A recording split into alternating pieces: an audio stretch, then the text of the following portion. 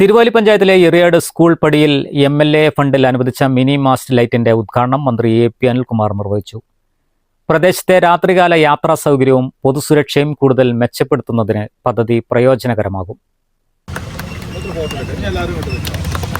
ചടങ്ങിൽ Thiruvali panchayat president Suma Tharian, vice president Muhammad Najeeb, ward മെമ്പർമാരായ Safwana, Sheri, Mithun, Indian National Congress Thiruvali മണ്ഡലം president Ibnu Kadeer, youth Congress Thiruvali മണ്ഡലം president Sudheer Babu, CTP Manu, MK Sharif, KT Saleem എന്നിവരും മറ്റ് ജനപ്രതിനിധികളും കോൺഗ്രസ് പ്രവർത്തകരും പ്രദേശവാസികളും പങ്കെടുത്തു.